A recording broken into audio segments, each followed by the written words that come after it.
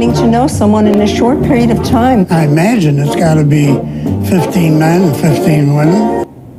Folks ages 70 to 90, speed dating. How about that? That's what happens in the new film, The Age of Love. It opens at noon today at Plaza Frontenac as part of the St. Louis International Film Festival. One reviewer says, you may think Finding Love should be left to the younger set, but after seeing The Age of Love, you'll change your mind. Eye-opening, thought-provoking, poignant and humorous, a groundbreaking film. That comes from Brenda Lynn. She's from the AARP. Stephen Loring's got to love that. He's the director of The Age of Love, and that's a nice endorsement. It is. Getting a lot of great response from people who haven't seen themselves on screen before, people who haven't heard those voices of older adults be expressed. So it's really it's gratifying. Speed dating. Stephen, what made you want to do this documentary? Is your own aging?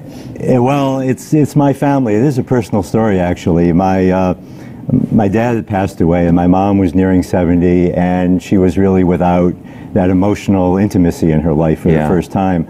And oddly, that same year, an uncle who was 78 years old and who had never married, never been on a date as far as we knew, suddenly met a woman who was 80, and they just fell kind of madly, adolescently in love.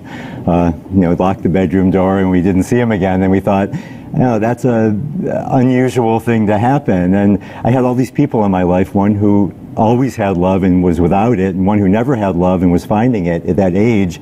And the media doesn't really pay much attention to our hearts at that stage in life. I think it was Lenny Bruce, the comedian back in the 60s. He always got a big laugh. He said, think of your grandparents in bed together. There you go. And everybody would laugh. Right. But as you get older, you start looking at it and you say, hey, this is a groundbreaking film. Has anything like this ever been done? I haven't seen anything like this exactly before, which I think is why it's getting the response that it has.